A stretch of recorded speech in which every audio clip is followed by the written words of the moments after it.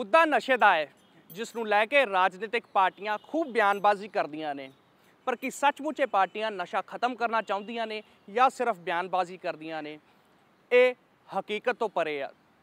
हाल ही विच पंजाब नूं लैके नशे के नाम ते टारगेट किया गया।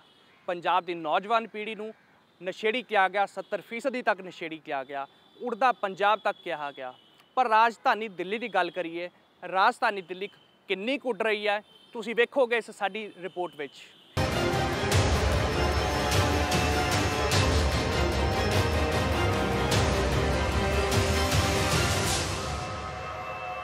चिक्कड़ नूं साफ करन दे लई चिक्कड़ दे विच उतरना बहुत जरूरी है।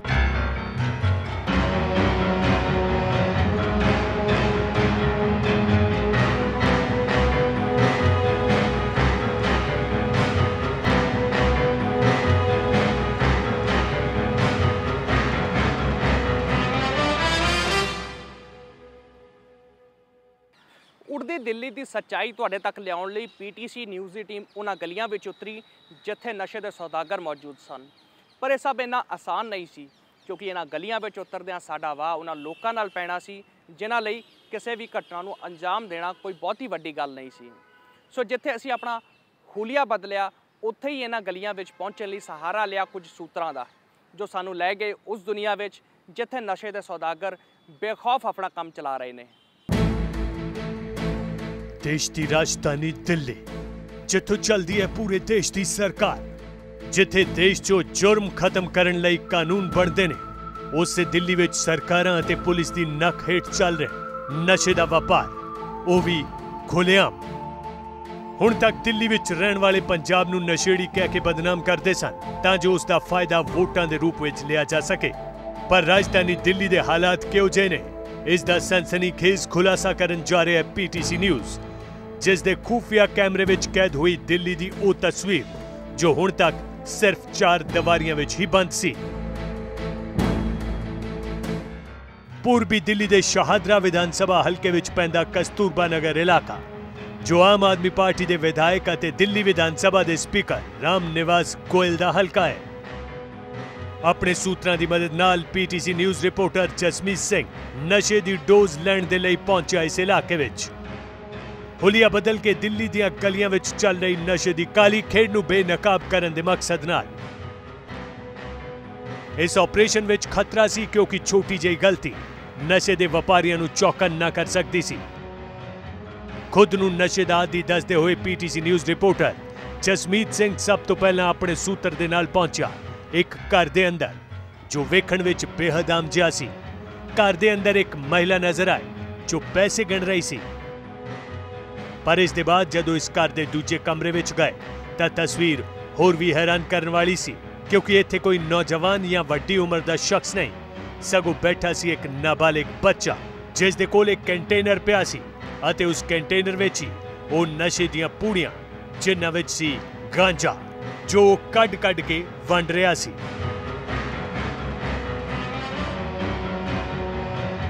जिवें ही साडे सूत्र ने इस बच्चे नूं पैसे दिते, उसने फौरन गांजे दियां 2 पूड़ियां सानू फड़ा दित्तियां। खास गल इह सी कि इस घर विच जहर दी पूड़ी लैण वाले असीं इकल्ले नहीं सी, सगों होर भी कई लोग इत्थे आके गांजा खरीद रहे सन, जो साफ तौर ते इस वाल इशारा कर रहा सी कि इत्थे नशा खरीदना बिल्कुल भी औखा नहीं, अते किस तरह बच्चियां अते औरतां तक नूं नशे दी इस दलदल दा हिस्सा बना के इस्तेमाल किया जा रहा है। कस्तूरबा नगर इलाके विच नशा वंडन दा काम सिर्फ एक घर तक ही सीमित नहीं, अगे तुहानू दिखावांगे इन्हां गलियां विच होर किवें सड़कां ते ही मुहैया करवाया जा रहा है मौत दा सामान। Jasmeet Singh, PTC news, Delhi. सो साडी पड़ताल विच पहली तस्वीर साफ यह हुई कि किस कदर नशे के सौदागर अपनियां जेबां भरन लई नाबालिग बच्चों का सहारा लै रहे हैं। सो इस तो बाद असी कस्तूरबा नगर दियां होर गलियां वाल वधे ते मंग कीती वख-वख नशियां दी, ते बाहरों आए लोकां नूं किस आसानी दे नाल कस्तूरबा नगर विच नशा मिल गया, वेखो इस रिपोर्ट विच। पूर्वी दिल्ली के कस्तूरबा नगर इलाके विच नशे के सौदागरां दा पर्दाफाश करन दी साडी तलाश अजे खत्म नहीं होई सी, क्योंकि साडे सूत्र मुताबक इस इलाके विच नशा दा कारोबार करन वालियां दी गिणती ਕਾਫੀ ਵੱਡੀ ਹੈ। ਜਿਸ ਤੋਂ ਬਾਅਦ ਅਸੀਂ ਗਾਂਜੇ ਦੀਆਂ 2 ਪੂੜੀਆਂ ਲੈਣ ਤੋਂ ਬਾਅਦ ਅੱਗੇ ਵਧੇ। ਜਿਸ ਥਾਂ ਤੇ ਸਾਨੂੰ ਬੁਲਾਇਆ ਗਿਆ ਸੀ ਉੱਥੇ ਨਸ਼ਾ ਦੇਣ ਵਾਲੇ ਸ਼ਖਸ ਤੋਂ ਪਹਿਲਾਂ ਇੱਕ ਪੁਲਿਸ ਮੁਲਾਜ਼ਮ ਵੀ ਸਾਨੂੰ ਘੁੰਮਦਾ ਹੋਇਆ ਨਜ਼ਰ ਆਇਆ। ਜਿਸ ਦੇ ਜਾਣ ਤੋਂ ਬਾਅਦ ਮਿਤੀ ਨਾਂ ਦਾ ਇਹ ਸ਼ਖਸ ਆਇਆ। ਚਿੱਟੇ ਰੰਗ ਦੀ ਟੀ-ਸ਼ਰਟ ਪਾ ਕੇ ਖੜੇ ਇਸ ਸ਼ਖਸ ਨੇ ਸਾਡੇ ਲਈ ਚਿੱਟੇ ਦਾ ਹੀ ਇੰਤਜ਼ਾਮ ਕਰਨਾ ਸੀ, ਜਿਸ ਦੀ ਕੀਮਤ ਤੈਅ ਹੋਈ ਸੀ 2200 ਰੁਪਏ ਪ੍ਰਤੀ ਗ੍ਰਾਮ। ਪਰ ਬਾਅਦ ਵਿੱਚ ਜਦੋਂ ਇਸ ਤੋਂ ਅਸੀਂ ਪੁੱਛਿਆ ਕਿ ਸਾਨੂੰ ਕੀ ਮਿਲੇਗਾ ਤਾਂ ਇਸ ਦਾ ਜਵਾਬ ਸੀ ਕਿ ਕੂਪਨ ਦੀ ਗੱਲ ਹੋਈ ਹੈ। ਕੂਪਨ ਉਹ ਕੋਡ ਵਰਡ ਹੈ ਜੋ ਨਸ਼ੇ ਦਾ ਕਾਰੋਬਾਰ ਕਰਨ ਵਾਲਿਆਂ ਦੀ ਦੁਨੀਆ ਵਿੱਚ ਸਮੈਕ ਦੇ ਲਈ ਵਰਤਿਆ ਜਾਂਦਾ ਹੈ।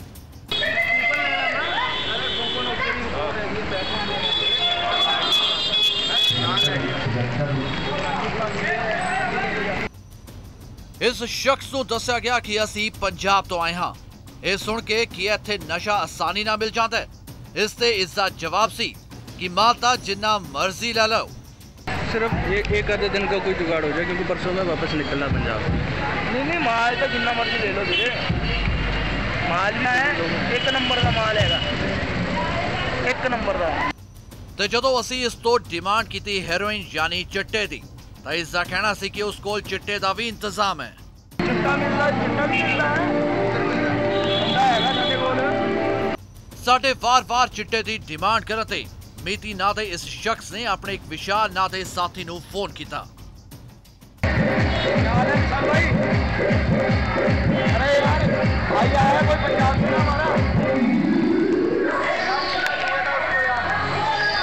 ਕਾਫੀ ਦੇਰ ਤੱਕ ਆਪਣੇ ਸਾਥੀਆਂ ਨਾਲ ਫੋਨ ਤੇ ਖੱਜਲ ਹੋਣ ਤੋਂ ਬਾਅਦ ਆਖਰ ਮਿਤੀ ਨੂੰ ਸਾਡੇ ਲਈ ਸਮੈਕ ਮਿਲ ਗਈ, ਜਿਸ ਦੇ ਲਈ ਉਹ ਇਸ ਗਲੀ ਦੇ ਅੰਦਰ ਗਿਆ ਅਤੇ ਬਾਹਰ ਆ ਕੇ ਸਮੈਕ ਦੀ ਛੋਟੀ ਜਿਹੀ ਪੂੜੀ ਸਾਨੂੰ ਲਿਆ ਕੇ ਫੜਾ ਦਿੱਤੀ।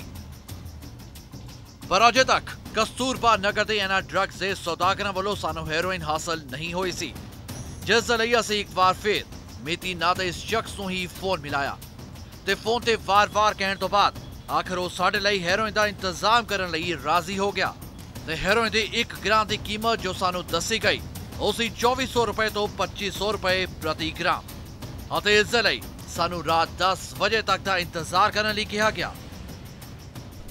ਹੈਲੋ ਹਾਂਜੀ ਬਾਈ ਜੀ, फोन नहीं आया यार, ਉਹਨੂੰ ਲੈ ਆ ਰਿਹਾ, ਮੈਂ ਇੱਥੇ ਕਿਵੇਂ ਢੂੰਡ ਰਿਹਾ ਉਹਨੂੰ। ਮਾੜੇ ਦੇਖੋ ਫੋਨ ਕਰ ਦਾਂਗਾ ਮੈਂ ਜਾ ਰਿਹਾ ਉਹਦੇ ਕੋਲ ਹੀ ਜਾ ਰਿਹਾ। ਤੁਹਾਡੇ ਵਾਲਾ ਦਾ ਇਹਦਾ ਤਾਂ ਪਹਿਲੇ ਵਾਲੇ ਕੰਮ ਲਈ ਤਾਂ ਥੈਂਕ ਯੂ, ਉਹ ਤਾਂ ਬਹੁਤ ਸਹੀ ਗਿਆ। ਹੋਇਆ ਕੁਝ? ਹਾਂਜੀ थोड़ा बहुत नशा पाया थोड़ा।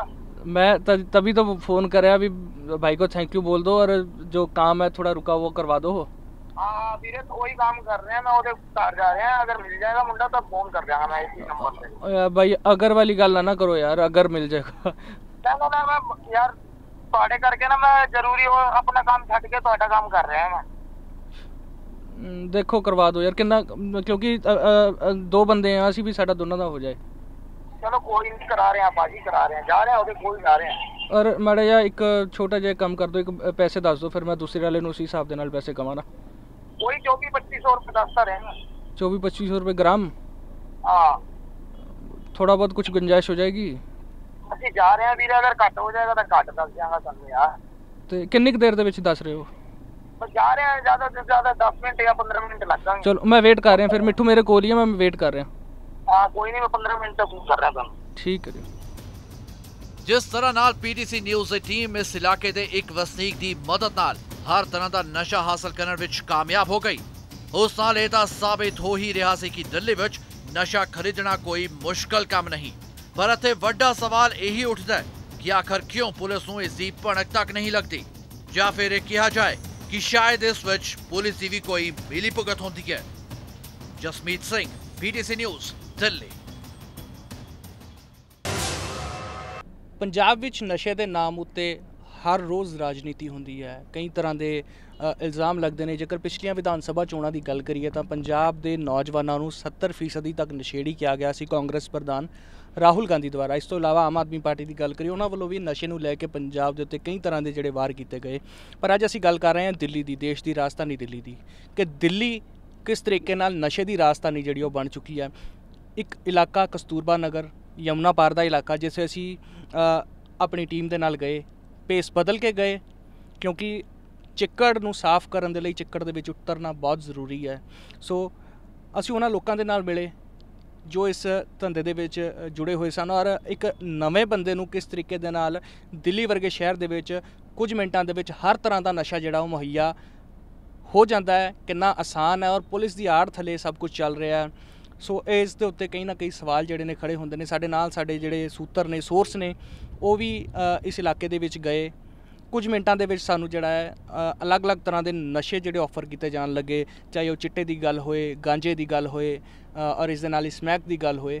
ਕੁਝ ਮਿੰਟਾਂ ਦੇ ਵਿੱਚ ਸਾਨੂੰ ਜਿਹੜੀਆਂ ਆਫਰਸ ਦੇ ਦਿੱਤੀਆਂ ਗਈਆਂ ਕਿ ਇਹ ਚੀਜ਼ਾਂ ਇਸ ਰੇਟ ਨੂੰ ਤੁਹਾਨੂੰ ਜਿਹੜੀਆਂ ਨੇ ਮਿਲ ਜਾਣਗੀਆਂ। ਗੱਲ ਕਰਦੇ ਹਾਂ ਆਪਣੇ ਸੋਰਸ ਦੇ ਨਾਲ ਜੋ ਇਸ ਇਲਾਕੇ ਦੇ ਵਿੱਚ ਜਿਹੜੇ ਸਾਨੂੰ ਲੈ ਕੇ ਗਏ। ਖਾਸ ਇਸ ਇਲਾਕੇ ਦੀ ਗੱਲ ਕਰੀਏ ਤਾਂ ਕਿਹੜੇ नशे ਜਿਹੜੇ इस इलाके ਦੇ ਵਿੱਚ ਮਿਲ ਜਾਂਦੇ ਨੇ आसानी ਦੇ ਨਾਲ? जी कहने का मतलब ये है जी, इस एरिया के अंदर मेरे को कम तो कम मेरे को 29 साल उम्र हो गई है मेरी। तो मैं इन चीज़ों को 29 मान लो आप 20 साल से मैं इस चीज़ को देख रहा हूँ। यहाँ पर रेगुलर यहाँ हर चीज़ की चीज़ मिल जाती है। ये कस्तूरबा नगर एक ऐसा एरिया है जो हर चीज़ यहाँ मिल जाती है। यहाँ गांजा, दारू, अफीम, कोकीन, ये हर चीज़ के प्रकार के यहाँ पर नशे मिलते हैं यहाँ पर। तो और कहने का मतलब और भी चीज़ें हैं कुछ ऐसी जो हमारे को इस चीज़ों को मालूम नहीं है। ये जो हम ये लोग पीते हैं उन्हीं से मैंने कांटेक्ट किया, उनसे पूछा तो उन्हीं के द्वारा मैं उनके यहाँ मीडिया वालों को उन्हीं के थ्रू वहाँ लेके गया उस क्षेत्र के अंदर।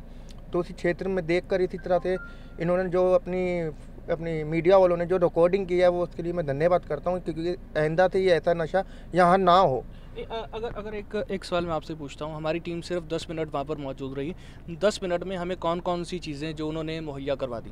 हाँ जी, वो आपको देखो जी, एक तो गांजा आपको मिल गया, और गांजा, और एक कहने का मतलब जो यहाँ पर इसको स्मैक को बोलते हैं यहाँ पर, कूपन जो 300 रुपये का मिलता है यहाँ पर, कभी तो 350 का भी देते हैं। ये इसी चीज़ को ये पी के लोग बार यहाँ पर बहुत ही मर रहे हैं। शादरा विधानसभा है अपना, ये जो क्षेत्र है हमारा, यहाँ के जो निगम पार्षद है पंकज लूथरा जी, वो उन्हीं के एरिया के अंदर ऐसा काम चल रहा है। ये पर निगम पार्षद की बात करिए, दस दी है कि शादरा विधानसभा जड़ा है, जिस विधानसभा क्षेत्र की गल कर रहे हैं, आम आदमी पार्टी के विधानसभा स्पीकर का यह हल्का है जिस एरिए का असी हाल तुहानू दस रहे हैं। क्राइम की बात करें, क्राइम कितना बढ़ चुका है? नशे की लत के लिए क्राइम कितना होता है? लोग बाहर से आते हैं, किस तरह का क्राइम इस एरिया में रहता है? क्राइम तो ऐसा है जी, दिन दहाड़े तो यहाँ पर तो पहला नंबर तो मोबाइल छीने जाते हैं, दूसरा पर्स, बेटी घर से बाहर निकल नहीं सकती, जैसे कि निकलते हैं तो उनका मोबाइल छीन के ले जाते हैं, उनका पर्स छीन के ले जाते हैं, उनके डॉक्यूमेंट ओरिजिनल होते हैं, जैसे स्कूल के जैसे सर्टिफिकेट वगैरह होते हैं, उनकी डिग्री होती है उसके अंदर, वो कहाँ से लाएंगे? वो उनका सब ये चोरी हो जाता है। और चोरी का भी माल यहाँ कस्तूरबा नगर में बिकता है। जो ये चैन स्नैचिंग होती है ये अपना कस्तूरबा नगर के अंदर यहीं पर बिकता है ये सोना, ये हर चीज़ यहाँ बिकती है यहाँ पर। ये क्षेत्र इतना गंदा है जी, हम कहते हैं यहाँ रहना ही बेकार है यहाँ पर। और इतना हम कहते भी रह गए यहाँ के जो हम निगम पार्षद है जी, इस चीज़ को रोका जाए। तो इस चीज़ को रोकने से मतलब से क्या है, तो इससे और बढ़ावा दे रहे हैं इस चीज़ को। सो दिल्ली सरकार ਅੱਖਾਂ ਖੋਲੇ ਤੇ ਆਪਣੇ ਗਿਰੇਬਾਨ ਦੇ ਵਿੱਚ ਝਾਕੇ ਕਿ ਕੀ ਕੁਝ ਚੱਲ ਰਿਹਾ ਪੰਜਾਬ ਤੇ ਜੋ ਉਹਨਾਂ ਨੇ ਇਲਜ਼ਾਮ ਲਗਾਏ ਵਿਧਾਨ ਸਭਾ ਚੋਣਾਂ ਦੇ ਦੌਰਾਨ, ਉਹਨਾਂ ਇਲਜ਼ਾਮਾਂ ਤੋਂ ਇਲਾਵਾ ਜੇਕਰ ਆਪਣੇ ਗਿਰੇਬਾਨ ਦੇ ਵਿੱਚ ਝਾਕਿਆ ਜਾਵੇ ਦਿੱਲੀ ਵੱਲੋਂ ਤਾਂ ਬਹੁਤ ਕੁਝ ਹੈ ਜਿਹੜਾ ਉਹਨਾਂ ਨੇ ਲੁਕੋ ਰੱਖਿਆ ਇਸ ਗਿਰੇਬਾਨ ਦੇ ਵਿੱਚ। ਕੈਮਰਾ ਪਰਸਨ ਗੋਵਿੰਦ ਸ਼ਰਮਾ ਦੇ ਨਾਲ Jasmeet Singh, PTC news Delhi. PTC news ਦੇ ਇਸ ਖਾਸ ਪੇਸ਼ਕਸ਼ ਵਿੱਚ ਵੇਲਾ ਇੱਕ ਛੋਟੇ ਜਿਹੇ ਬ੍ਰੇਕ ਦਾ। ਬ੍ਰੇਕ ਤੋਂ ਬਾਅਦ ਵੀ ਸਾਡੀ ਇੱਕ ਖਾਸ ਪੇਸ਼ਕਸ਼ ਲਗਾਤਾਰ ਜਾਰੀ ਹੈ।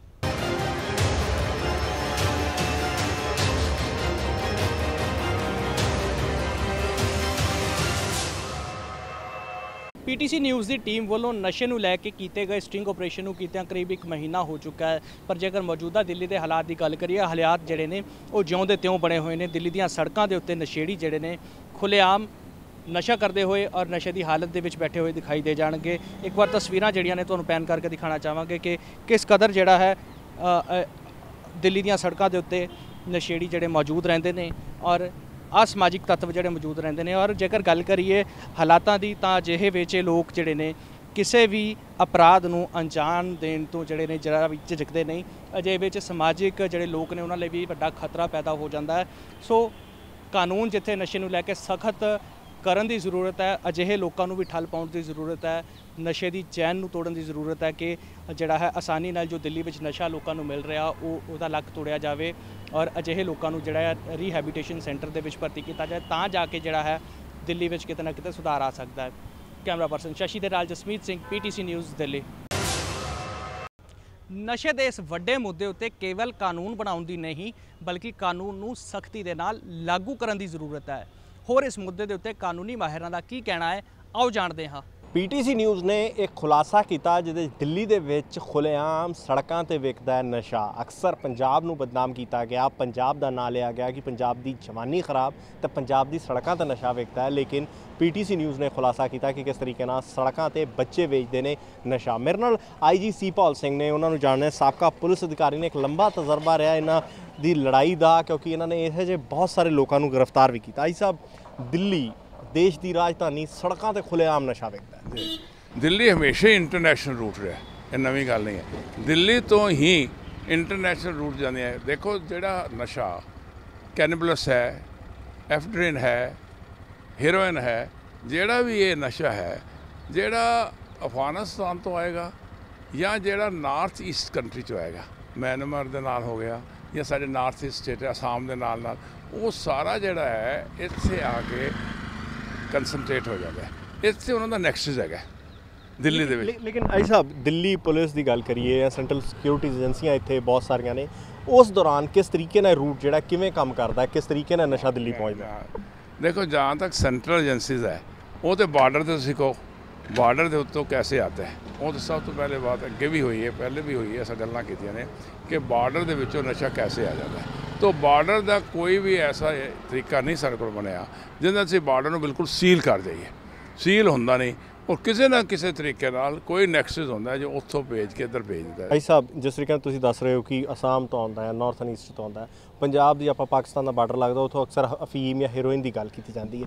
आपां नॉर्थ ईस्ट स्टेट की गल करिए, किस तरीके का नशा उत्थों जिहड़ा कि दिल्ली तक पहुँचदा ते किस तरीके के लोग रूट, किहड़ी मॉडस ऑपरेंडी ये लोग इस्तेमाल करदे? मैं यही अर्ज़ कर रहा कि ये 3-4 तरीके है। एक तो है कि थ्रू परसनल आदमी जो उन्होंने थ्रू आए।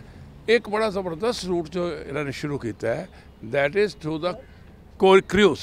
जो क्रूज़ ने क्रूज़ के थ्रू आना शुरू हो गए, जो एयरफोर्स के क्रूज़ ने उन्होंने थ्रू आना शुरू हो गया। किवें रोकया जाए फिर, जेकर इन्हूं आपां देखिए किवें रोकया जाए? मैं यही है, रोको के तरीके ये 2-3 हैं बड़े इंपॉर्टेंट। एक तो जो सारा है एक्ट बड़ा स्ट्रॉन्ग है, narcotic drugs and psychotropic act है, narcotic drugs and psychotropic substances act. ये बड़ा स्ट्रॉन्ग एक्ट है, लेकिन उस एक्ट में कुछ लकूना है। लकूना की ने वो है कि जी तुम कलैक्ट करते हो सीजर, वो सीजर मजिस्ट्रेट के कोल विदिन 3 डेज़ के अंदर अंदर वो पहुँचनी चाहिए सामने आने। ये तो 3-3 महीने नहीं सीजर पहुँचता। जेडे सारी इन्वेस्टिगेटिंग एजेंसी उन्होंने नहीं पता। कई दफ़ा सीजर इन्होंने आदमी ने फड़िया, सीजर फड़ने टाइम लगता है, इसलिए जो आदमी है वो लकूना हो जाता है। इन्वेस्टिगेशन के टाइम से उन्होंने छोड़ देते हैं। एक साडी कंट्री के बच्चों के, क्योंकि बच्चों को पेरेंट्स का राबता नहीं मिलता। पेरेंट्स सारे दौड़े फिरते हैं, कोई उधर जा रहा है, इधर जा रहा है, बच्चे अलोन रह गए। बच्चों के उत्ते जो असर होंदा सी पेरेंट्स का वो बहुत घट गया। विद द रिजल्ट ये बेवर्ड होना शुरू हो गया। तो कई एक एजेंसियों को होलिस्टिक अप्रोच होगी तां ही। सिर्फ कानून बनाने नाल गल नहीं बनेगी, उस कानून को इंप्लीमेंट भी करना पएगा जिस नाल कि इस नशे ते ठल पाई जा सके। कैमरा पर्सन विक्रम डोगरा नाल Harpreet Singh, PTC news Delhi. PTC news की इस खास पेशकश विच फिलहाल इन्ना ही। मैनूं दिओ इजाज़त, धन्नवाद।